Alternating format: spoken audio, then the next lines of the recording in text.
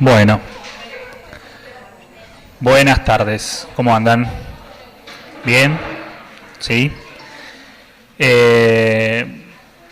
Vamos a retomar con lo de números índices. ¿Sí? Ahora va a continuar Paula en un ratito. ¿Sí? Vamos a repasar un poquito algo de, o sea, lo que vimos y algunas cositas que quedaron pendientes. Y después vamos a hacer unas ejercitaciones que van a hacer ustedes. ¿Sí? Ustedes van a ejercitar acá y después van a,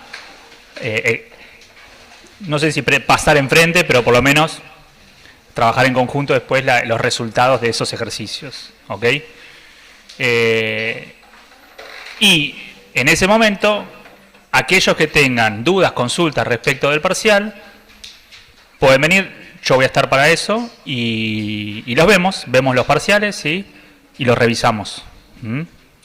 Sobre todo porque hubo varias, no sucedió mucho, pero mucha gente que tuvo comentarios, ¿sí? O no estuvo de acuerdo con su nota. Que dicho sea de paso, ¿sí? No es por echar leña al fuego ni nada por el estilo, no me interesa tampoco polemizar al respecto, pero a veces, chicos, ¿sí? Hay formas de hacer comentarios y dirigirse, ¿sí? Sobre todo teniendo en cuenta que si hubo 130 y piquito de parciales rendidos, ¿sí? Más de la mitad aprobó esos parciales, ¿sí? Entonces, si alguno de ustedes, lamentablemente digo, no está dentro de ese grupo, ¿sí? Bueno, no es lo más lógico, ¿sí? Gritar a los cuatro vientos, me estafaron, ¿sí? O decir, no entiendo qué pasó porque yo había estudiado todo y no me fue bien como esperaba. En todo caso, lo vemos, ¿sí? Pero hay formas, ¿sí? De pedir una revisión, hay formas. Porque ustedes también tienen que entender que del otro lado también hay una persona, ¿sí? Hay un profesor, hay dos profesores, ¿sí? Que honestamente le dedicamos mucho tiempo a la corrección, ¿sí? Justamente fue una corrección pormenorizada sobre la base de 100 y pico de exámenes. ¿Y por qué soy reiterativo sobre la base de esto de 100 y pico de exámenes? Porque deberán entender que pedagógicamente no es lo más apto, ¿sí? Que un profesor o dos profesores, en este caso un profesor y un ayudante, corrijan 130 y pico de parciales, ¿sí? No es pedagógicamente. ¿Se ha instalado como normalidad? ¿Lo hemos naturalizado? Esa es otra historia, ¿sí? No solo acá, en otras universidades del país, es así. Pero la realidad es que eso no funciona en ninguna parte del mundo, ¿sí?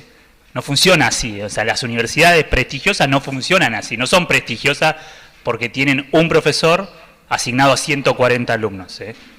Entonces, si no tenemos en cuenta eso y no tenemos en cuenta el contexto, ¿sí? Bueno, se hace mucho más difícil la cuestión. Porque hay que entender que acá todos estamos poniendo un granito de arena, ¿sí? Para que esto funcione. Entonces, nada más, dicho eso, cuando empecemos la ejercitación, quienes tengan dudas, ¿sí? Vienen y las vemos, ¿sí? Como les dije, revisamos todo el examen para que vean, porque la corrección es integral, ¿sí? Yo corrijo de manera vertical y después horizontal. ¿Qué quiere decir vertical? Corrijo por preguntas, ¿sí? Porque corrijo por curva, porque veo cómo fue el comportamiento de todo el alumnado, ¿sí? Para cada una de las preguntas, y después miro el parcial de manera integral. Y en general, ¿sí? Condice, ¿sí? La nota que yo pongo para cada una de las preguntas con después el perfil general, o sea, con la nota general que obtiene el examen. De hecho, van a ver, cuando vengan a ver, que yo tengo todo ya sistematizado, o sea, yo no voy tocando la nota en base a lo que me parece. No, yo puntúo punto por punto y después una fórmula de Excel me arroja un resultado, ¿sí? Yo después analizo si eso es consistente o no, en general es así, ¿sí? No hay grandes problemas o divergencias. Lo único que me ha pasado, sí, que es algo que todavía me genera dudas, pero en realidad no es que me genera dudas, tengo hipótesis de qué sucede ahí. Preguntas en las cuales, por ejemplo, sobre todo en la última pregunta 9, donde preguntaba, explique en sus propias palabras, ya en sus propias palabras habla de algo, ¿no? O sea, quiere decir que en general no debería haber repetición de palabras, ¿no? explique en sus propias palabras y cuál es la interacción o la vinculación entre la curva de producción, en el modelo neoclásico de competencia perfecta, las curvas de costos y la curva de oferta, ¿sí? Hubo muchos que explicaron muy bien, qué sé yo, pero en general en algunos casos, había repitencia, o sea, se notaba que había copy-paste. ¿Por qué? Porque incluso había, por ejemplo, algunos que ponían párrafos con palabras en mayúscula y palabras en minúscula, ¿no? Bueno, qué casualidad que muchos tenían las mismas palabras con mayúscula y las mismas con minúscula, o sea, era muy similar. Pero no importa, yo lo tomo como parte del proceso colectivo de aprendizaje. Sí me hacía más ruido cuando me ponían una respuesta que era de la pregunta 6 o de la pregunta 7 en esta pregunta, que no tenían nada que ver con nada. Nada que ver con nada. Entonces yo digo, acá claramente, este es alguien que agarró, miró el WhatsApp y copió y pegó manotazo de ahogado lo primero que vio, ¿sí? Y así salió, porque no tenía nada que ver con nada. Yo estaba preguntando esto y alguien me decía, en el modelo el modelo de competencia imperfecta o el monopolio, el monopolista, yo no pregunté eso. ¿Se entiende? Bueno. Sacando esos casos, digo, sobre los cuales ya del vamos yo hice, digo, una mirada, digo, benevolente, ¿no? O sea, otro profesor quizás no sería tan benevolente, ¿sí? Agarraría los parciales, porque eso es muy simple, lo tengo todo en un Excel, cotejan las preguntas que se repiten y que son iguales y dicen, mira, estos 3 parciales o estos 4 parciales son iguales. Bueno, yo no entro en esa, ¿sí? Pero, sí, si quieren, digo, revisión y quieren que revisemos los parciales, los revisamos con lujo de detalle, ¿sí? Ahora, no es para asustarlo, es para que el quien quiera, porque también, o sea, digo, si yo me equivoqué, me puedo equivocar, perfecto, lo reconozco, no hay problema, ¿sí? Tampoco es que, digo, imagínense que en 130 parciales puedo haber tenido algún pifie, ¿no? Pero bueno, más allá de eso, vamos a retomar con números índices, ¿sí? Y bueno, y en un ratito empezamos con la ejercitación, ¿sí? ¿Querés continuar vos, Pau, un poquito? O... Bueno, dale, vamos a una breve revisión de lo que habíamos visto. ¿Qué habíamos visto, básicamente? ¿Cuál es la idea de los números índices? ¿Para qué surgen los números índices? ¿Por qué usamos números índices cuando podemos usar los valores absolutos? Digo, ¿para qué medir el PBI en números índices cuando podemos tomar el PBI de acuerdo a lo que nos dan las cuentas nacionales y el valor nominal del PBI? Bueno, para empezar, porque las variables, sobre todo las variables macroeconómicas, o sea, podemos construir números índices de cualquier cosa, pero las variables macroeconómicas tienen números muy grandes, ¿sí? 4 billones de dólares es un número muy grande. Y si yo tengo que compararlo contra otro país, que me dicen es 5 billones 300 mil, yo lo que puedo decir mal y pronto o rápidamente es, bueno, el PBI de este país es más grande que el otro. Ahora, no puedo decir cuánto, ¿sí? Y menos si lo miro en el tiempo, cómo fue la evolución de cada uno de esos países. ¿Se entiende? Los números índices me facilitan eso, me permiten ver y comparar, por ejemplo, en el caso del PBI, ¿sí? El PBI de distintos países, ¿sí? Llevando todo a una misma escala, ¿sí? ¿Qué quiere decir una misma escala? ¿Qué decimos? Si, por ejemplo, tomamos un año base, el año base es el año que sería como de partida, ¿sí? Por eso se dice base, 2004, ¿sí? Y decimos, bueno, el 2004 va a ser el 100 para cada uno de los países. ¿Cómo logro ese 100? Bueno, ahora vamos a verlo, pero lo vimos ya en la clase pasada, decimos, agarro el valor absoluto, el PBI, y lo divido por sí mismo, ¿sí? Entonces digo, bueno, eso me da una idea de que ese año es el año de partida, es el año 1, ¿sí? Si lo multiplico por 100, lo estoy llevando a un índice, ¿sí? En términos porcentuales. Hago lo mismo para el otro país, y así para varios países, ¿sí? Y después puedo ver la evolución de esos países, ¿sí? Puedo ver qué pasó al año siguiente con el PBI, haciendo el mismo ejercicio. Agarro el valor del PBI nominal, ¿sí? Y lo divido por el año base, ¿sí?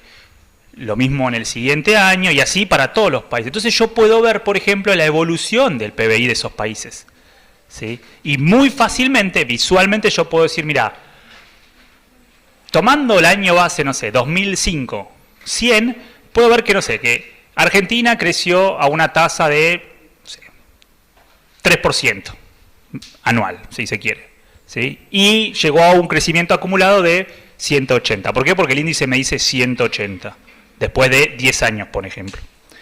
Brasil creció a una tasa del 2,5, entonces llegó a una tasa de crecimiento acumulada de 160%, ¿sí? Perdón, de 60%, después de 10 años, ¿sí? Para eso tenemos que saber también cómo se calculan tasas de crecimiento, ¿sí? Pero el punto es que visualmente, viendo un gráfico, yo puedo rápidamente dilucidar, ¿sí?, quién creció más rápido y quién creció más lento. Si yo los tuviera en niveles, o sea, en los valores nominales, el PBI en Argentina en millones de dólares, el PBI brasileño en millones de dólares, el PBI chileno en millones de dólares, bueno, tendríamos primero escalas diferentes, ¿sí?, porque los países tienen tamaños diferentes. Entonces, Argentina tendría un PBI, no sé, 4 billones por acá, Brasil sería mucho más grande, Chile estaría por acá, o sea, tendríamos muchos países que estarían juntitos, Colombia, algunos un poquito más arriba, México, Brasil muy arriba. Entonces sería muy difícil compararlos visualmente. Entonces, algo que resuelve los números índices es eso, ¿sí? Nos da una medida, o sea, nos permite comparar y nos permite dimensionar mejor la variación, ¿sí?, la tasa de crecimiento de una variable. ¿Sí? Más formalmente, un número índice es una medida que muestra el cambio de una variable o grupo de variables con respecto a una característica tal como el tiempo.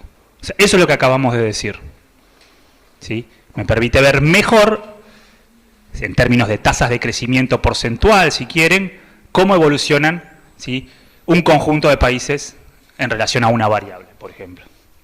Una colección de números índice a través de las características, por ejemplo, tiempo, se llama una serie de índices, ¿sí?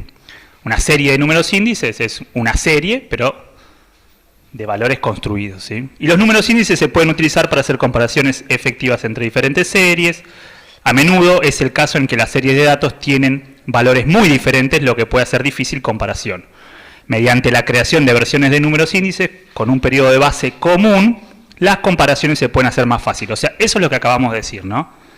Magnitudes muy diferentes por una cuestión de escala, ¿sí?, se hace difícil compararlas en el tiempo. Entonces, la forma es llevar todo a un año, decir, este es el año base, y simplemente dividiendo, ¿sí?, los valores de ese año por sí mismo, ya construyo un número base, ¿sí? Decimos, número base igual a 100, por lo general. Eso es una convención, ¿sí? 100 sería como el punto de partida. Llevamos todos al mismo punto de partida para ver después cómo evolucionan, ¿sí? Entonces así podemos comparar en el mismo gráfico a China, a Brasil, a Estados Unidos y a Argentina, si quieren. Que si tuviéramos que tomar los niveles sería muy difícil ocularmente, ¿sí? No lo podríamos distinguir, o no lo podríamos ver tan fácilmente.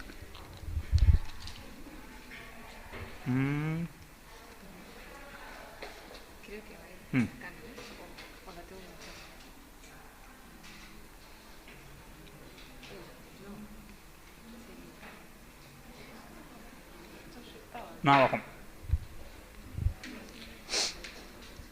Entonces, por un lado, esa es la particularidad de los números índices. Los números índices los van a usar en todo, los van a ver en muchas cosas. En economía se usan muchísimo, pero los pueden ver, por ejemplo, en biología, en física, en ingeniería, ¿sí? Son muy útiles, es una herramienta matemática. ¿Qué nos pasa en la economía en particular? Que en la economía tenemos la evaluación de los bienes y servicios, de la riqueza generada en un momento y de las distintas variables, por ejemplo, que componen la riqueza, ¿sí? Si miramos por el lado del gasto, tenemos el consumo, la inversión, el gasto público, las exportaciones e importaciones, ¿no? Por el lado del ingreso, ¿qué tenemos? Los ingresos de los hogares. Esto es todo lo que vimos, ¿sí?, de cuentas nacionales, ¿sí? Tenemos ¿qué tenemos por el lado del ingreso? El ingreso, ¿cómo está compuesto? El ingreso nacional. El ingreso bruto nacional. Les pregunto a ustedes, ¿cómo está compuesto? Gracias. ¿Alguno? ¿Qué tenemos? ¿Cómo se divide la torta de la riqueza generada en un momento del tiempo, en un año? Recuerden, La generación del ingreso, ¿de dónde viene? De la cuenta de producción, ¿sí? O sea, se producen a lo largo de un año, ¿sí?, bienes y servicios, ¿sí?, de los cuales nosotros miramos qué cosa. No vemos el valor bruto de producción, vemos el valor agregado. ¿Recuerdan? O sea, tenemos que descontar de todo lo que se produce en la economía las compras intermedias. Eso nos deja el valor agregado de la economía, es decir, cuánto se agregó de valor nuevo en un año. Ahora, ese ingreso, eso que es producción, es ingreso también. O es producto, es ingreso. ¿Sí? Entonces, ese ingreso se distribuye de alguna manera. ¿Cómo se distribuye? ¿Entre qué actores institucionales de la economía, si quieren? ¿El sector público cómo? ¿Cómo participa de la apropiación de ese valor agregado? Muy bien. Los impuestos sobre la producción, ¿no? A grosso modo. Sobre la producción y las importaciones, pero sobre la producción. Está bien, conceptualmente. ¿Sí? En general también le restamos algo, le neteamos los subsidios. ¿Por qué? Porque así como los impuestos son una partecita que se apropia el Estado dentro del proceso productivo, ¿no? Imagínenselo con las ventas, ¿sí? Si cada vez que vendemos algo, un comercio, una empresa, le tiene que agregar el 21%, que es el IVA, bueno, eso va a parar al fisco, ¿sí? ¿Se entiende? O sea, sobre la venta de todos los bienes y servicios finales de la economía, hay un 21% que se lo queda al Estado, ¿sí? Por eso se dice a veces que es un mal llamado impuesto al valor agregado. IVA es eso, impuesto al valor agregado. Pero en realidad no lo paga el productor, lo termina pagando el consumidor. ¿Por qué? Porque se traslada el IVA, ¿sí? De hecho, los productores tienen algo que se llama IVA crédito, IVA débito, lo van a ver ustedes cuando vean un poquito más de contabilidad, ¿sí? Netean lo que pagan sobre las compras que hacen respecto de lo que cargan sobre los bienes que venden. En general siempre pagan un poquito más, porque también lo que venden vale más que lo que compran. Entonces, hay una parte que se queda al Estado, ¿sí?, que está dentro del valor, impuestos, pero le sacamos los subsidios, porque así como saca, también a veces inyecta, ¿no? Si yo te doy un subsidio para que vos produzcas, te pago un precio diferencial, te subsidio la energía, por ejemplo, como sucede, ¿sí? La mayoría de, o sea, los subsidios van, de la energía van a los hogares, pero también van a las empresas, ¿sí? Subsidios de ese tipo, hay subsidios, por ejemplo, hay productos que no pagan todo el IVA, pero bueno, eso no sería un subsidio, pero hay exenciones impositivas. La Ley de Economía del Conocimiento, por ejemplo, genera exenciones impositivas para las empresas del sector de software y servicios informáticos. O sea, todas las empresas de software y servicios informáticos que quieran acceder a esos beneficios tienen que cumplir determinadas reglas, pero pueden acceder a ese beneficio que es pagar menos impuestos, ¿sí? Distintos impuestos, o sea, y menos impuestos a las ganancias, ¿sí? Pueden descontar IVA, si no me equivoco, y también pueden pagar menos contribuciones patronales, que son lo que se paga, ¿sí?, sobre los salarios. Bueno, entonces tenemos impuestos menos subsidios, ¿sí? Eso se lo queda al Estado. Siempre el neto es positivo, el Estado se queda más de lo que pone, en general. ¿Quiénes más participan del proceso productivo? ¿Quiénes más intervienen? Volvamos al ejemplo de la cadena de valor de la harina o del trigo. Teníamos al principio los productores de trigo, ¿no?, que cosechaban el trigo. Bueno, ¿quiénes participan en el proceso ese? Además del dueño del campo. Alguien tiene que cosechar el trigo. Alguien se tiene que subir a la máquina, al tractor, ¿no?, pasar por los campos y levantar la cosecha. Bueno, eso es la mano de obra. La mano de obra, sí, tiene distintas formas, pero en general podemos pensar que el grueso son asalariados. Asalariados quiere decir que trabajan a cambio de un salario, ¿no? O sea, reciben una remuneración.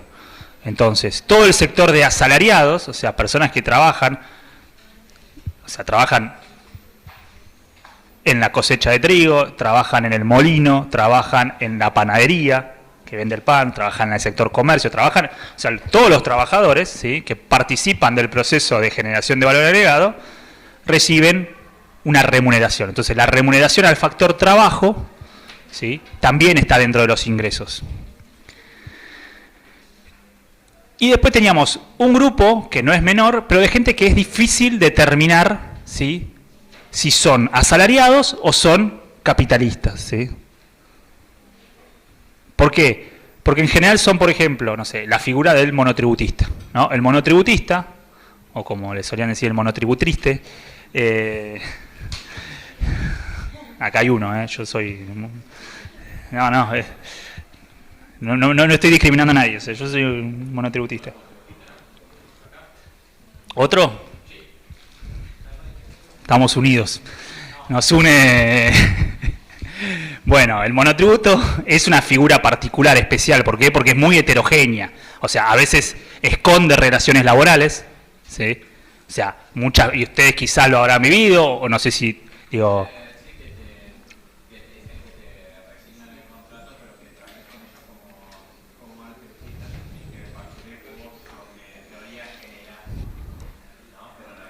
Claro.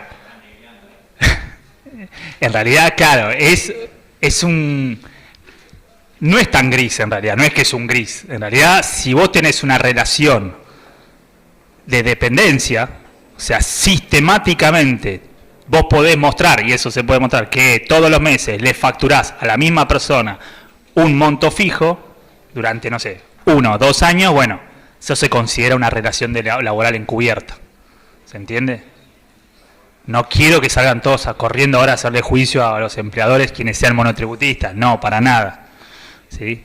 Pero bueno, le pueden decir, che, mirá que te estoy ahorrando bastante. ¿Por qué? Porque las contribuciones patronales de un empleado en relación de dependencia son mucho más altas que contratar a alguien que es monotributista. ¿Por qué? Porque el monotributista, para empezar, el monotributo se lo paga uno. No te lo pagan. O sea, ya... Y por lo general, ¿qué hacen? Te pagan un salario que es igual o inferior, porque encima tenés menos derechos laborales. O sea, si el día de mañana vos sos un monotributista para un comercio y te quieren echar, te echan. ¿Por qué? Porque vos tenés un contrato, no tenés una relación de dependencia, ¿sí? Obviamente, si te echan vos podés hacer juicio y podés ir a demostrarlo. Pero bueno, nos metemos en el terreno del derecho laboral. El punto es que dentro del monotributo hay muchas personas. O sea, tenemos estos que deberían ser asalariados, pero no se pueden medir como asalariados, ¿sí? Estadísticamente se intenta medirlos, pero es difícil. Y después tenemos, por ejemplo, no sé, el pequeño comerciante, el que tiene un comercio chiquito, un kiosco, ¿sí?, que hay muchísimos, el que tiene un local pequeño, venta de lo que sea, vendedor ambulante, ¿sí?, y quizás está registrado y tiene un monotributo. De hecho, existe algo que se llama monotributo social, ¿sí? El monotributo social es para personas que están en condiciones más vulnerables, ¿sí? Puede trabajar en una cooperativa, trabajan en determinados sectores, ¿viste?, pero de baja productividad y que no pueden pagar impuestos altos. Entonces tienen el monotributo social, que trae un conjunto de beneficios. O sea que el objetivo es integrar a esas personas de alguna manera y registrarlas, y que estén registradas para el Estado, ¿sí?, y que puedan acceder a ciertos servicios públicos, como por ejemplo salud, ¿sí? Y después tenemos, por ejemplo, consultores. Yo soy consultor, yo me dedico a eso, ¿sí? O sea, yo no tengo una relación de dependencia con nadie. O sea, yo elijo ser monotributista, ¿pero por qué? Porque hago consultorías, hago trabajos que empiezan y terminan, ¿sí?, todo el tiempo. No tengo una relación de dependencia. Quizás trabajo más con unos que con otros, pero digo, sí. ¿Consultor? Es una figura que está bastante difundida. Es algo muy típico de las profesiones, si querés, liberales. O sea, todo profesional, ¿sí?, todo profesional puede ya, por ser profesional, brindar ciertos servicios específicos, ¿sí? Los contadores, por ejemplo, ¿sí?, suelen hacer... Pasa que los contadores en general se los conoce como que tienen clientes fijos, pero probablemente les facturás. En mi caso, el caso de un contador, el caso de un administrador, en general lo que brindás es asesoramiento, ¿sí? ¿Por qué? Porque son las herramientas que tenemos para brindar, ¿sí? Pero no necesariamente. Un ingeniero puede hacer consultoría, por ejemplo, ¿sí? Por ejemplo, un ingeniero de minas lo contratan para trabajar en una mina en Santa Cruz, ¿sí? O un geólogo. A un geólogo lo contratan para hacer un estudio. Por ejemplo, hay muchísimos estudios que son necesarios, ¿sí? Estudios de impacto ambiental, por ejemplo. Un estudio de impacto ambiental de una mina es necesario, no podés no hacerlo. Si lo hicieras estarías como infringiendo, ¿sí?, fuertemente la ley. Entonces, ¿se lo encomiendan a qué? A un geólogo. No contratan a un geólogo a la empresa, ¿sí? O sea, quizás la empresa tenga geólogos propios, pero incluso hasta por una cuestión de transparencia se suele contratar a alguien externo a la firma que venga, que supone que tiene una mirada imparcial y va a dar un veredicto serio de lo que está sucediendo en ese lugar y cuáles son los riesgos, ¿no?, de abrir una mina o no. Te estoy poniendo un ejemplo. Lo mismo con un ingeniero que lo contratan para evaluar, no sé, una obra específica, ¿sí?, una obra compleja, una ruta, un paso de nivel, un puente, etcétera. Bueno. Y consultores en el agro hay un montón, por ejemplo, consultores tecnológicos, hay un campo ahí muy amplio, ¿sí?, dentro de las profesiones, ¿sí? Bueno, yo por ejemplo me dedico a eso fundamentalmente, ¿sí?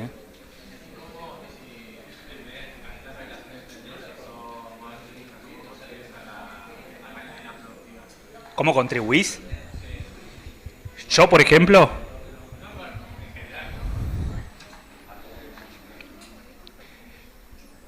es parte de la agregación de valor. O sea, si una empresa, ¿sí?, gasta, por ejemplo, contrata a una empresa de marketing, ¿sí?, si querés que hay por ahí un poquito más visual, creo que más visible, ¿sí? Yo de hecho, por ejemplo, hice una consultoría, ahora me hice acordar, para una empresa de recursos humanos. Una empresa de recursos humanos, ¿sí?, la contrató a su vez otra empresa.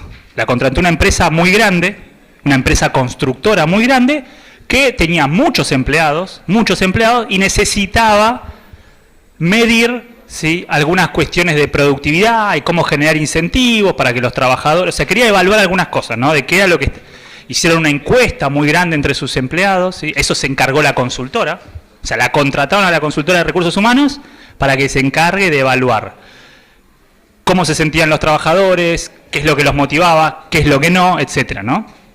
Y a mí me contrataron para una partecita específica. Yo tenía que hacer un trabajo econométrico, tenía que medir algunas relaciones, ¿sí? Bueno, todo eso son costos, compras intermedias, servicios que contrató la empresa constructora. Entonces, todo eso entra dentro de la estructura de costos de la empresa. ¿Se entiende? O sea, para la empresa esto es un costo, pero ¿por qué paga este costo la empresa? Porque asume que va a repercutir en la productividad, o sea, que va a ayudar a mejorar, ¿sí?, la productividad de la empresa. Si no, no incurriría en un costo de este tipo, ¿sí? Ahora, ese costo lo tiene que meter en sus balances, ¿sí?, lo tiene que registrar, va a ser dentro de su estado contable un costo. No sé si le va a reportar directamente o no beneficios, ¿sí? Es más, capaz que, qué sé yo, que ese año le reporta una pérdida, pero después eventualmente se supone que va a mejorar o la va a ayudar. El punto es que eso es valor agregado, ¿sí? ¿Se entiende? ¿Por qué? Porque por ahí para él fue una compra intermedia, fue un gasto, una compra intermedia, ¿sí?, de un servicio, pero para nosotros, que fuimos los proveedores, proveyemos de un servicio. ¿Sí? Nuestro bien final fue la venta de un servicio. Entonces, por eso se tienen que netear, porque si no lo estaríamos contabilizando dos veces, ¿sí? Por eso en las cuentas nacionales, para nosotros, eso es la venta de un servicio, de un bien final, ¿sí?, o un servicio final, y para los otros es una compra intermedia, que la tienen que sacar, ¿sí?, del valor de producción de ese sector. ¿Sí? Piénsenlo así, tenemos dos sectores, servicio y construcción. Servicio le vendió a este algo, ok, ese fue nuestro valor agregado. ¿Se entiende? Nosotros agregamos valor porque fue una venta de un servicio final. ¿Cuál es el servicio? Una asesoría, ¿sí?, de marketing o de recursos humanos. Ok, la otra empresa que hace eso lo computa como un gasto, como una compra intermedia, como un costo. ¿Sí? Entonces, bueno, cuando calculemos el valor agregado de este sector, vamos a hacer el valor bruto de producción, todo lo que produjo y todo lo que vendió esta constructora, menos las compras intermedias. Y ahí va a quedar saldado esto. ¿Sí? ¿Se entiende más o menos la idea? Ok. Bueno, entonces teníamos este sector que es una cosa muy heterogénea, que es el de lo que se conoce como ingreso mixto, ¿sí? ¿Por qué? Porque no se puede diferenciar o sea, en mi caso, si yo soy empleador o soy empleado. Y después el otro gran sector, el otro gran actor dentro del ingreso es el sector capitalista, el que es netamente capitalista y se beneficia apropiándose del excedente bruto de explotación, así es como se llaman las cuentas nacionales. ¿Qué es el excedente bruto de explotación? El beneficio de la empresa, ¿sí? En nuestro ejemplo, la constructora va a haber una parte que va a ser pago de compras intermedias, una parte que van a ser salarios y una parte que va a ser beneficio, ¿sí? Y en nuestro caso, en el sector servicio también, una parte que va a ser salario, si se quiere, o ingreso mixto en mi caso, ingreso mixto, y después la empresa va a tener un beneficio por la venta del servicio que hizo la consultora, ¿se entiende? Depende si la empresa es monotributista o no, ya no sé si la consultora es monotributista o no. Hay niveles, o sea, uno puede ser monotributista hasta cierto nivel de facturación, después ya no. ¿Sí? Porque se entiende que el monotributo nace como algo intermedio, ¿no? Para migrar de pequeño a grande. Bueno, esa es la figura, ¿sí? Pero bueno, entonces, volviendo a los números índices. Todo eso lo podemos comparar y podemos llegar a esta divina coincidencia de las cuentas nacionales, que es que el producto sea igual al ingreso y sea igual al gasto, ¿sí? El valor agregado, el PBI, tiene que ser igual al ingreso nacional bruto y tiene que ser igual al gasto agregado, que era consumo más inversión más gasto público, ¿sí? Todos los componentes de la demanda agregada. Ahora, eso se puede dar si todo está valuado, o sea, cada cosa está valuada al precio corriente, ¿sí? Al precio de mercado de ese momento de las cosas, ¿sí? Ahora,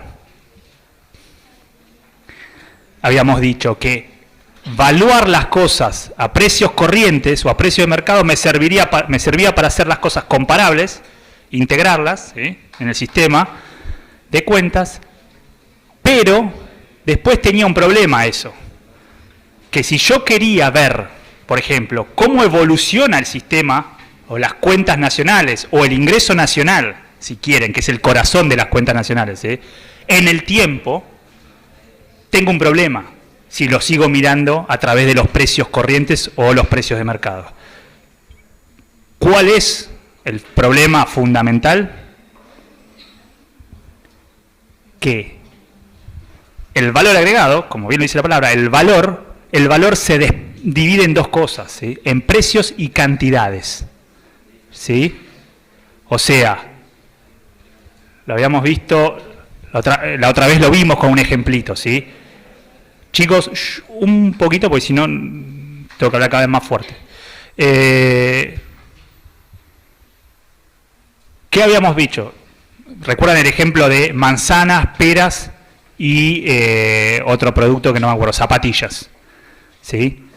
Cuando nosotros calculábamos el valor, o sea, no podíamos sumar kilos de manzanas con kilos de peras con kilos de zapatillas. ¿Por qué? Porque son productos diferentes, diferenciados, ¿sí? No tendría sentido sumar kilos de manzana con kilos de pera porque son cosas diferentes.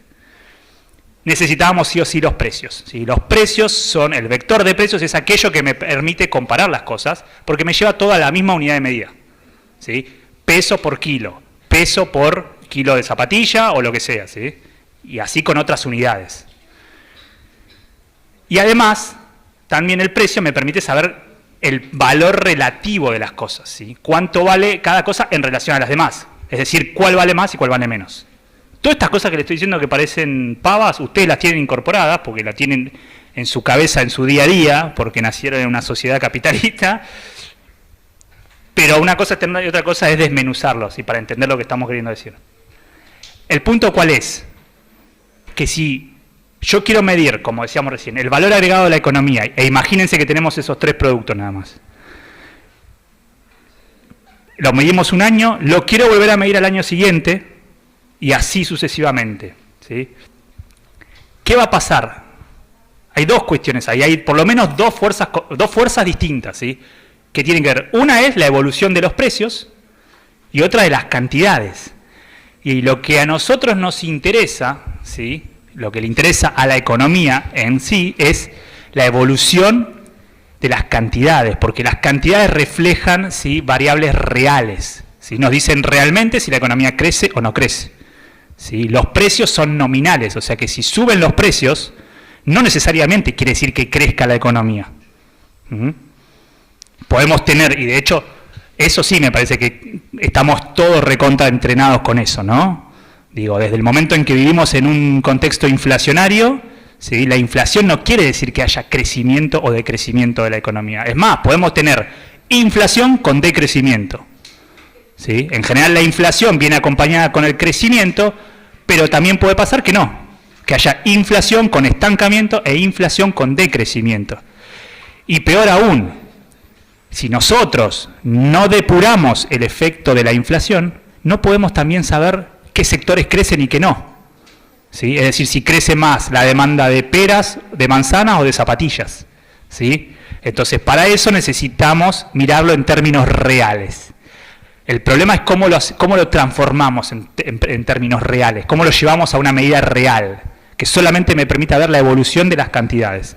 Bueno, para eso existen, a grosso modo, 2 formas o 2 miradas, ¿sí? Una es la que se conoce como a precios constantes y la otra es el enfoque en términos reales.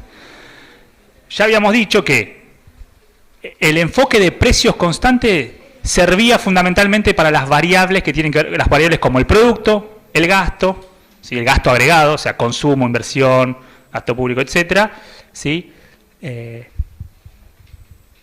Son las mayorías, ¿sí? Ahora, había algunas que no podíamos abordar con ese enfoque, que eran fundamentalmente algunas que estaban dentro del ingreso, ¿sí? Y más específicamente el excedente bruto de explotación, o sea, la ganancia de las empresas.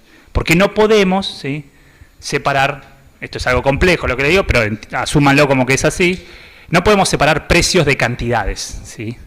La ganancia es el beneficio sobre lo que se produce, ¿sí? Pero no podemos determinar, o sea, habría que llevarlo a una medida de algo, pero es difícil, ¿sí? ¿Se entiende lo que digo? O sea, salario sí, remuneración sí, porque tenemos tantos empleados multiplicado por el precio de cada empleado, que sería el salario, sabemos cuál es precio y sabemos cuál es cantidad. ¿Se entiende? O sea, eso lo tiene el Estado. Tiene un registro, igual, siempre hablando de la economía formal, no la informal, ¿no?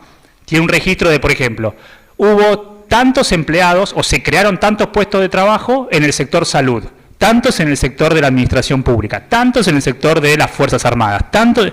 Bueno, entonces tengo las cantidades y tengo el precio. ¿Por qué? Porque tenemos registrado de cuánto aportan, entonces sabemos cuál es el salario que cobran. Salario promedio, haciendo una cuenta rápida, salario promedio por cantidad de empleados me da, listo, el salario de ese sector. Y lo hago para cada sector, agrego, tengo cuánto se pagó en salarios en la economía, ¿sí? Eso lo puedo hacer. No lo puedo hacer con la ganancia, porque no tengo el P y el Q separados. ¿Sí? O sea, los beneficios los puedo ver en relación al stock de capital, pero no es lo mismo, ¿sí? Que es la tasa de ganancia. Entonces, para eso lo que se usa es el enfoque real. ¿Qué es el enfoque real? Más sencillo. Directamente agarro el ingreso nacional, concretamente, ¿sí? Y lo divido por un índice de precios. El índice de precios se supone que refleja el valor de los bienes y servicios de ese momento, ¿sí? IPC. El IPC es el índice de precios al consumidor, es el índice de precios minoristas. ¿Qué es lo que nos da eso? Una medida del poder adquisitivo de esos ingresos. O sea, nos dice, ese ingreso de un año determinado, ¿cuántos bienes y servicios podía comprar en ese año? ¿Sí? Entonces, yo tengo el ingreso para el año 2015 y el índice de precios, eso me da una relación, me da una medida del poder adquisitivo, en términos reales. Año siguiente tengo el ingreso de nuevo y otro índice de precio, otro valor. La división me va a dar una medida del poder real, ¿sí? Eso me va a permitir comparar en el tiempo estos valores y decir, che, ¿crece o no crece el ingreso real? ¿Crece el ingreso de la economía o no crece? ¿Sí? Y lo podemos hacer si queremos para un segmento específico que es, por ejemplo, los salarios. ¿Los salarios crecen o no crecen? Bueno, los tenemos que ver en términos reales. Claro, sí. No, no crecen. No. No crecen, la verdad.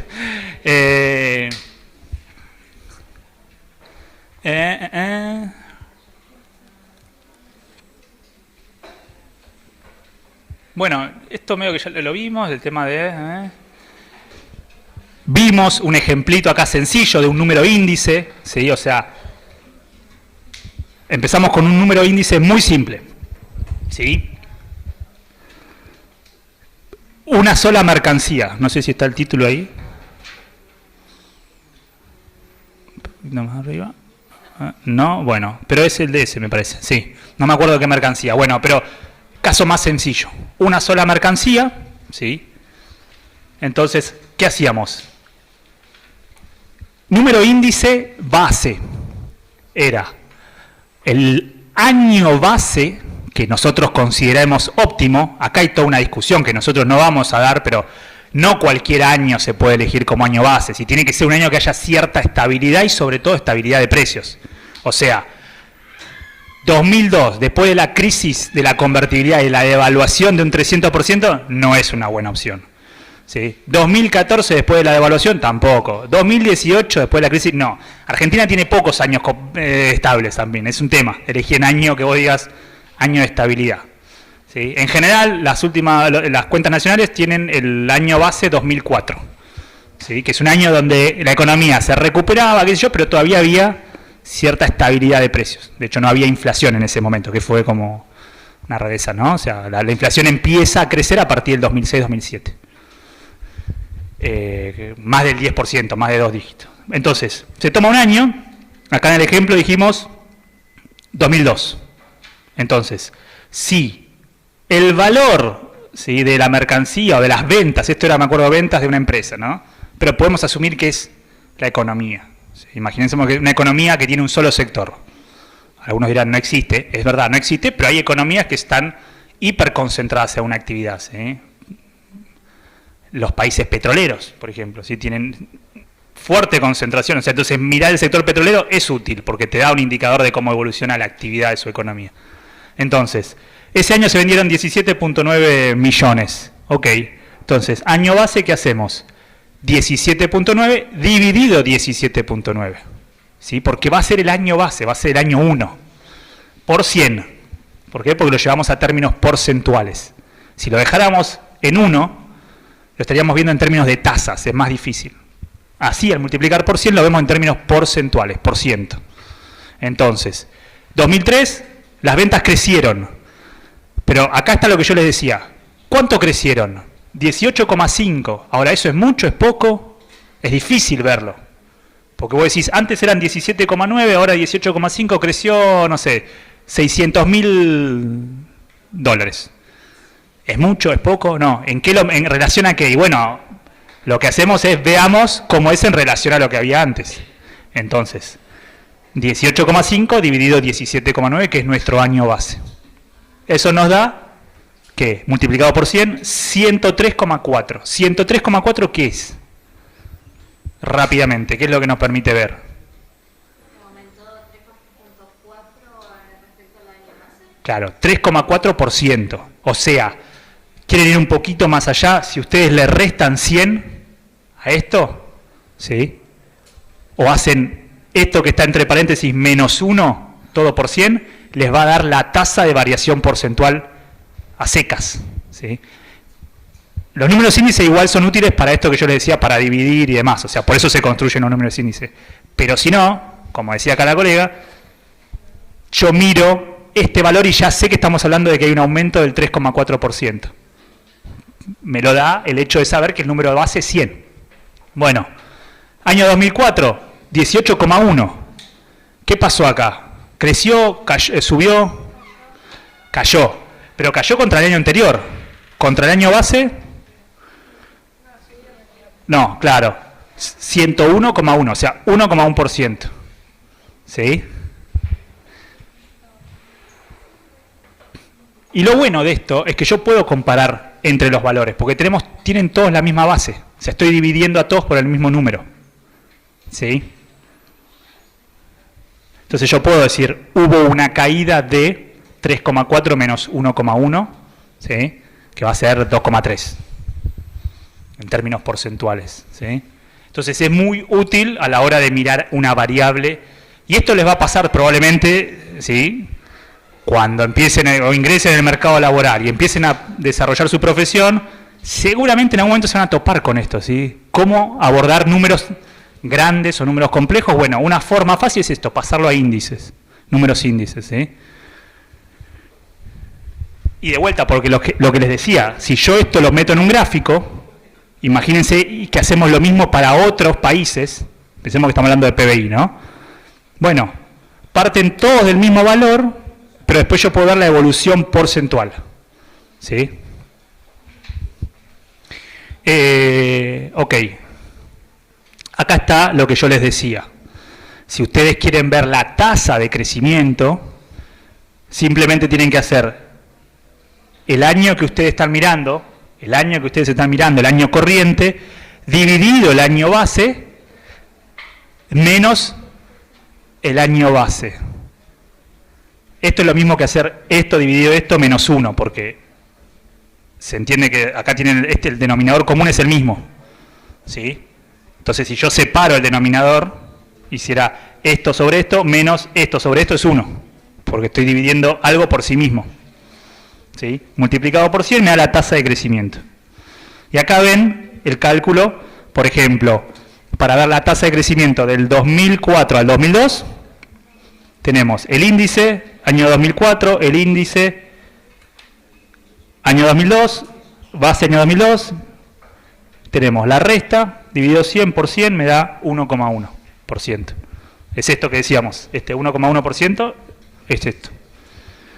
Lo mismo para los otros años. ¿Sí? Acá, por ejemplo, tenemos, no se ve acá porque llega hasta el 2008, la tasa acumulada de crecimiento entre el 2002 y el 2013. ¿Por qué acumulada? Porque estamos comparando 2013 contra 2002. Entonces, eso es acumulado. ¿Sí? Entonces, la tasa de crecimiento acumulada es 14%. ¿Cómo venimos de timing? Porque Bueno, esto ya lo habíamos un poco visto. Lo mismo podemos hacer para precios como para cantidades. ¿Sí? O sea, podemos hacerlo para precios y para cantidades. ¿Sí? En el caso anterior, ¿sí?, era un índice sobre un volumen de ventas. No estábamos diferenciando precios de cantidad. Era solamente un número de índice que me permitía ver mejor la variación de una variable. Ahora, lo mismo podemos hacer para ver cantidades y precios. ¿Sí? ¿Y por qué vamos a ver que es útil eso? A ver, esta... bueno, acá porque tenemos el caso de más de una mercancía. Vamos, si querés, al otro. Sí. O sea, eso era un ejemplito, pero diferenciando precios y cantidades, ¿sí? Y pasando todo a números índices. Ahora, cuando vamos a más de una mercancía, tenemos un vector de precios y un vector de cantidades, ¿sí? Entonces ahí, ¿qué pasa? Tenemos varias opciones. Una opción es... Los índices más sencillos y más utilizados son índices de ponderaciones fijas. ¿Sí? Para construir un índice de precios se mantienen las cantidades fijas. Y para construir un índice de cantidades mantenemos los precios fijos. ¿Sí? Ahora vamos a ver a qué me estoy refiriendo. ¿Sí? Y en este esquema de ponderaciones fijos tenemos dos opciones. Una opción es mantener fijos los valores correspondientes al año base, que se conoce como índice de las Peires, ¿sí? Y por lo tanto mantenemos las ponderaciones, o sea, cuánto pesa cada bien dentro de del valor agregado, lo mantenemos fijo. O la otra es mantener fijo en realidad la relación de precios o de cantidades, pero del año corriente, que es un índice de Pasch que se usa menos, ¿sí? ¿Por qué? Porque los ponderadores van cambiando en el tiempo. O sea, los ponderadores es cuánto pesa cada bien dentro del valor agregado. Ahora vamos a ver un poquito eso. Acá hay un resumen de las formulitas, ¿sí? No se asusten, vamos a pensarlo y vamos a verlo como una ejercitación. Es simple, ¿sí? Índices de las Peires, ¿sí? Es el más habitual. Precios y cantidades. ¿Qué es lo que hacemos? Decimos, yo tengo, ¿sí?, año base, por eso dice P sub 0, Q sub 0. Son la sumatoria, o sea, la suma de los precios y las cantidades del año base. ¿Sí? O sea, no tenemos... Ah, ¿sí?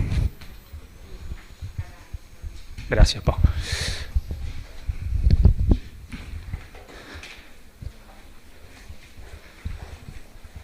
Prendemos un poquito, ¿no? Porque no se ve nada. A ver, y los chicos que están viendo no sé si van a ver, pero bueno. Tenemos precios, ¿sí? Cantidades, año base, ¿sí? Imagínense que es 2002. O sea, ¿por qué la estamos complicando un poquito más? Porque antes teníamos, ¿sí?, las ventas de una empresa, ¿sí? Entonces nosotros calculábamos el índice del volumen de un solo bien. Ahora vamos a tener muchas empresas o muchos sectores, si quieren, ¿sí?, que es la economía. Entonces tenemos, por ejemplo, habíamos dicho, volviendo a nuestro ejemplo, manzanas, ¿sí?, que vamos a tener el precio, que va a ser, por ejemplo, no sé, ¿cuánto está en la manzana? A ver, ¿quién tiene acá esa data? ¿2.500? Más barato me parece igual, ¿no? No sé qué manzana, pero vamos a poner 3.000. 3.000 es el precio por kilo, ¿sí? Y se demandaron 100 kilos en esta economía pequeña. Peras podría ser el PBI de, no sé, de Río Negro. Manzanas y peras. Y podríamos agregar petróleo también. Peras están un poquito más caras. 3.500 por 150. Y después, ¿qué más produce? Nueces, ¿no? No, creo que sí. O nueces o almendras, no me acuerdo, pero bueno. ¿Almendras? Me acuerdo de haber comprado por eso. Almendras, que son más caras. Entonces vamos a ponerle, estos son como, no sé, 9.000 el kilo. Y se producen muchas menos. Vamos a ponerle 80 kilos. Ok.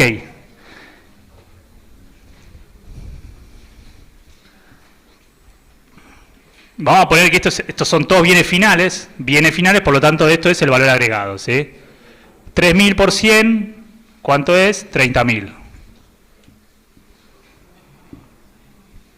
Alguien que me haga estas cuentas, please. Mi CPU no funciona en este momento. Tenemos margen y ya medio que arrancamos, estamos migrando a la práctica. 525.000, ok. 525.000, wow. Che, ¿tanto? Espera. Entonces esto está mal, no es 30.000. 300.000. ¿Y esto cuánto es? 300.000, 525.000. Ok, ¿y esto?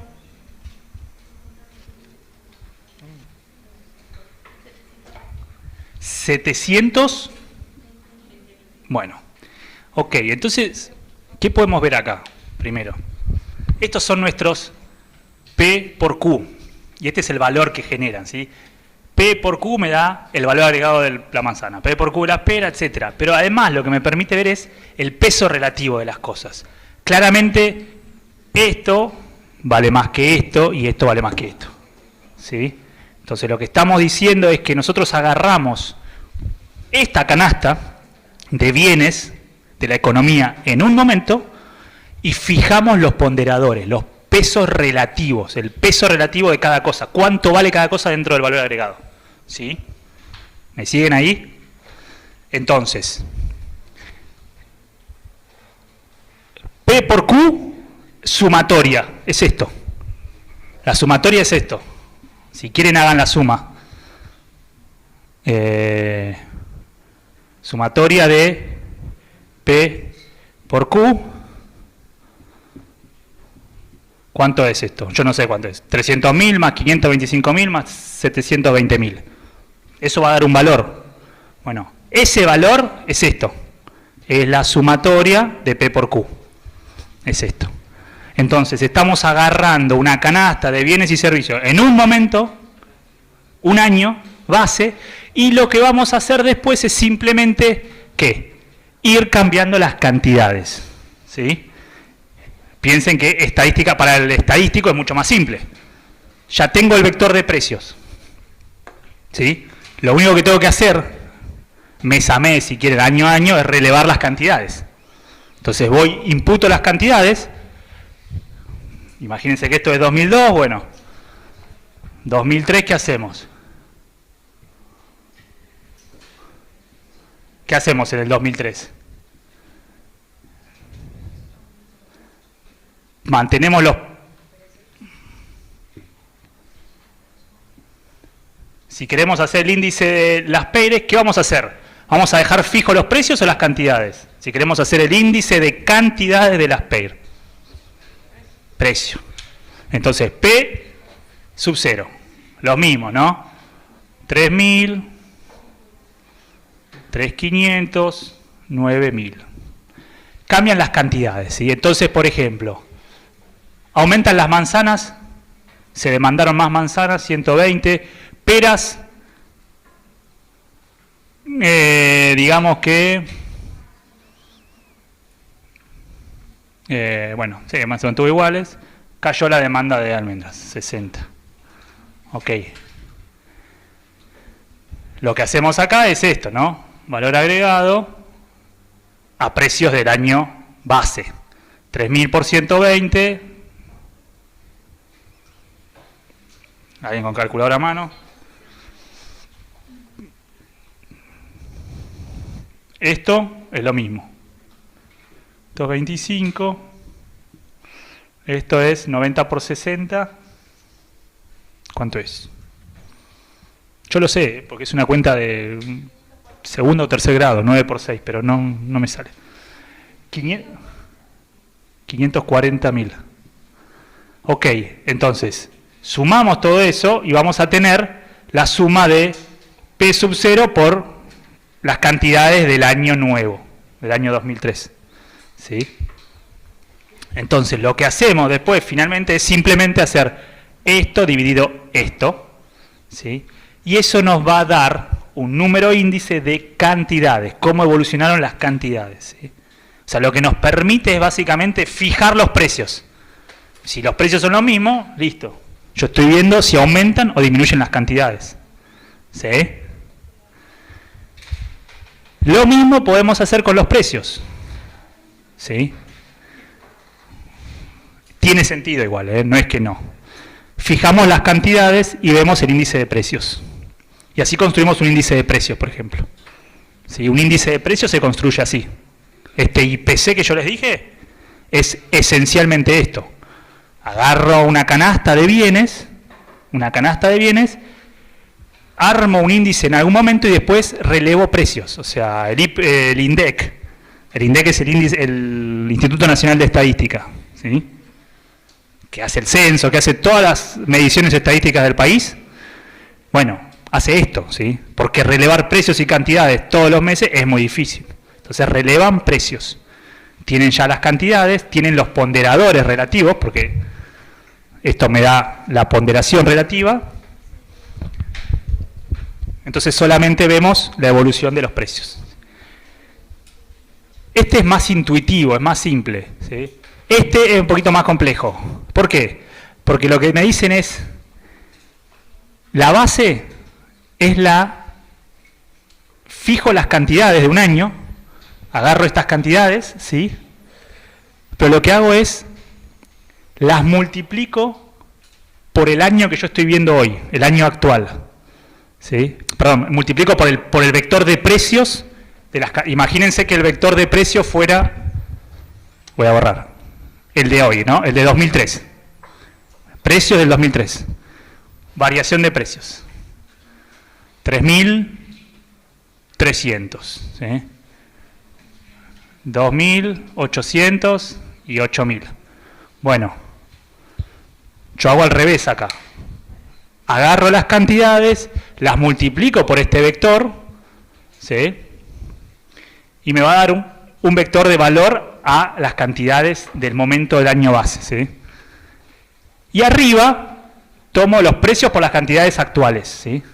Entonces yo comparo, ¿sí? Y me permite tener otra medida real de la evolución de las cantidades. ¿Por qué? Porque los precios son los mismos.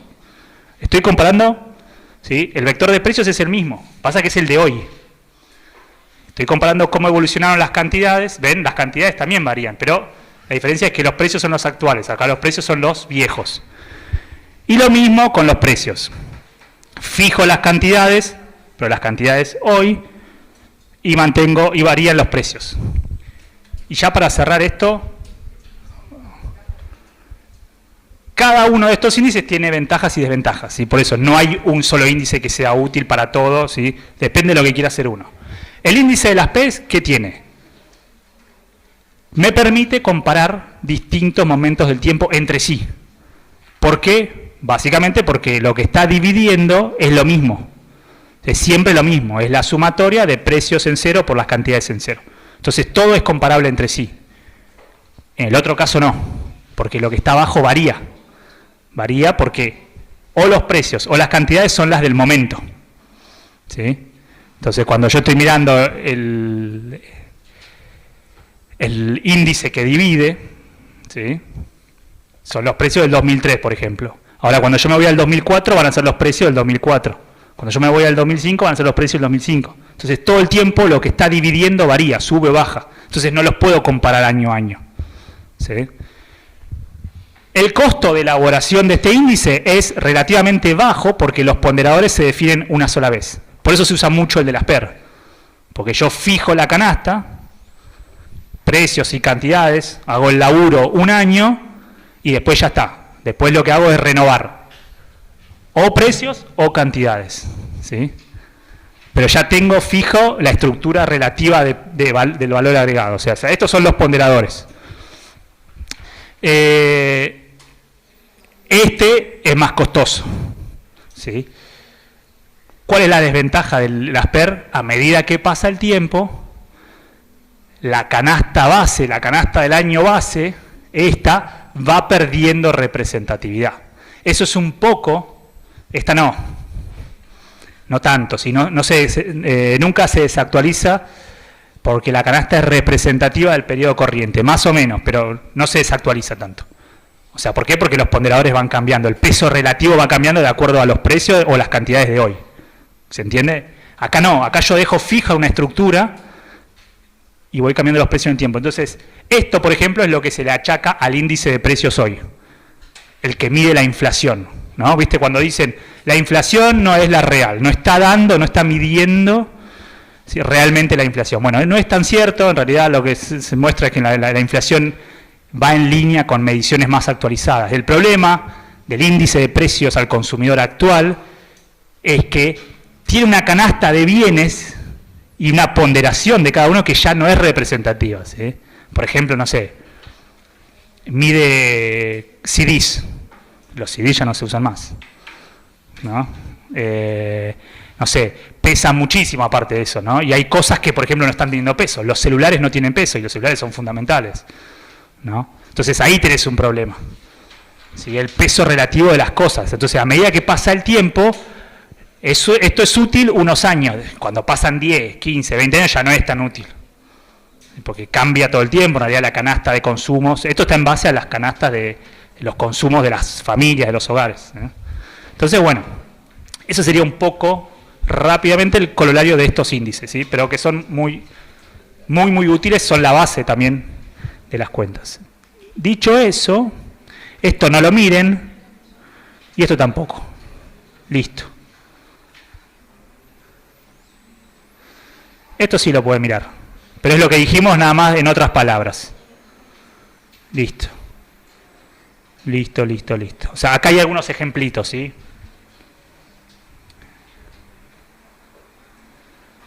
Acá, por ejemplo, hay un gráfico de, ya quedó medio viejo, 2004, 2015, de el PBI a precios del 2004, o sea, esto, nuestro PBI a precios del año 2004, en vez de 2002, 2004, cómo fue cambiando, contra el PBI a precios corrientes. Precios corrientes es los precios actuales, ¿se entiende? O sea, a ver, para que quede claro, PBI a precios corrientes, CC vamos a ponerle, es igual a la sumatoria, ¿sí?, de todos los bienes y servicios en el momento sobre las cantidades, por las cantidades en el momento, actuales. O sea, es P por Q de cada año, ¿sí? O sea, ¿qué es esto? Por ejemplo, el PBI del 2004 es los precios del 2004 por las cantidades del 2004. El PBI del 2005, ¿qué va a ser? ¿Qué va a ser?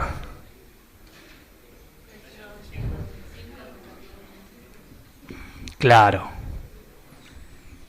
¿Sí? Básicamente. ¿Sí?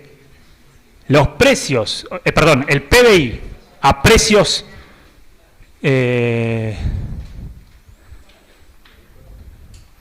a precios 2004, PBI, el PBI a precios del 2004, ¿qué va a ser? No, sino que va a ser así, ¿no?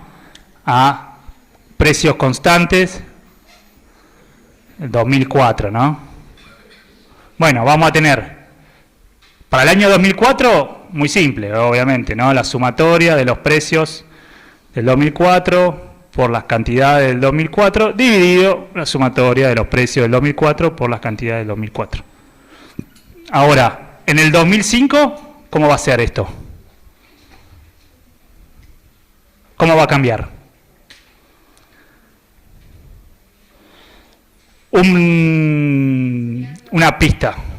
Estamos hablando de un índice de cantidades, porque el PBI nos interesa verlo en términos reales, en términos de cantidades. Entonces, esto se mantiene.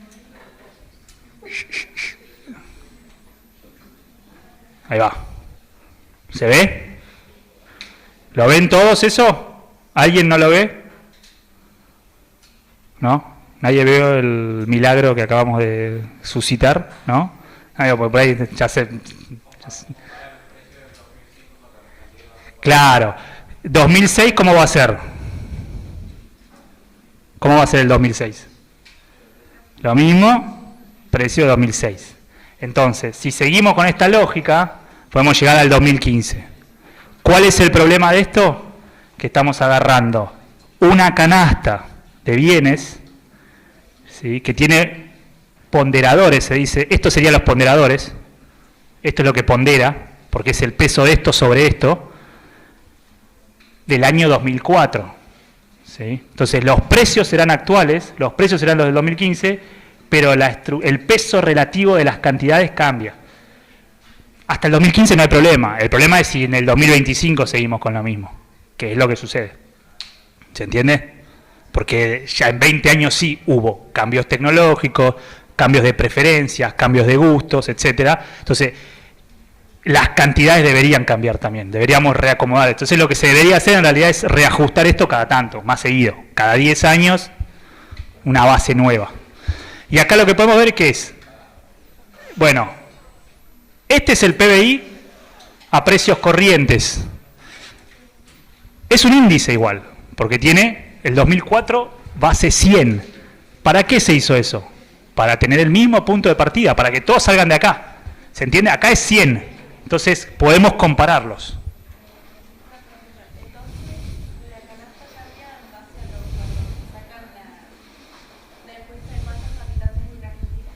Los censos, sí, sí. Y las encuestas, en realidad el censo, pero también se complementa con otras fuentes. O sea, la gran encuesta, ¿cómo se llama? La encuesta de hogares.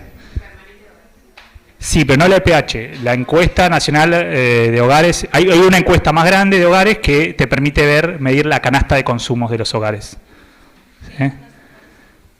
Y claro, pero eso no se hace un montón. Por eso se sigue usando base 2004. ¿Sí? Se tendría que haber hecho, fue lo de la pandemia, después vino el censo 2022 y se debería actualizar con el base al censo 22, todavía no se hizo. 2022, ¿no? O sea, se debería haber hecho en los últimos 2 años, tampoco es que se hace todos los años, esto es un proceso súper costoso, pero bueno, se entiende que cada 10 años deberías más o menos revisar estos datos estructurales, ¿no? Entonces tenemos el PBI a precios corrientes, base 100 2004, y el PBI a precios constantes, a precios del 2004. Bueno, ¿qué vemos? Que el PBI creció muy poquito al lado de esto. Ojo que engaña mucho igual las dimensiones, ¿sí? Esto, si sacamos esto y reescalamos esto, reescalar quiere decir llevarlo como agrandar esta parte, se vería más grande, o sea, crecería mucho más el PBI a precios constantes, ¿sí? O sea, no se ve, pero crece, se acerca a esta línea. Pasa que, bueno, al lado del PBI corriente no tiene punto de comparación. ¿Pero por qué? ¿Cuál es el punto? Todo esto a línea punteada, que se llama índice de precios implícitos, que no es otra cosa que la división entre esto y esto, lo que me permite ver es entre el crecimiento de los precios. Entonces, todo esto fue inflación. Mal y pronto, ¿sí? O sea, eso es el índice de precios implícito. Estamos y si hacen la matemática, el índice de precios implícito, ¿qué es? La sumatoria de los precios dividido la sumatoria de los precios en T por las cantidades en T sobre la sumatoria de los precios en cero por las cantidades en cero.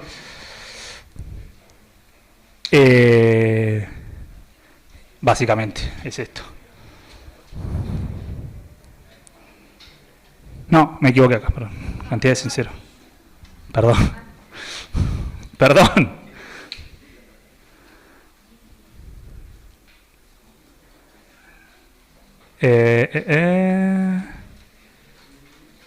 Ah, no, qué boluchi, perdón.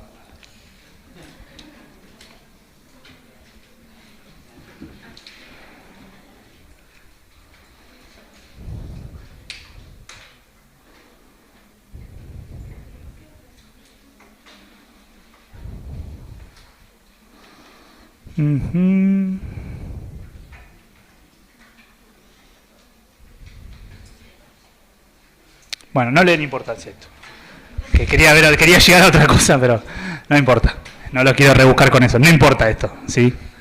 No le den importancia. Esto es la vida misma, en vivo y en directo. Puede pasar. Bueno, nada, el punto es de este gráfico. ¿Sí? O sea, ven, la brecha son precios en realidad, no es crecimiento de cantidades. Entonces, ver el PBI a precio de mercado puede ser engañoso, porque en realidad lo que me está mostrando es el crecimiento de los precios, no el crecimiento de las cantidades. Yo por eso tengo que mirar esto.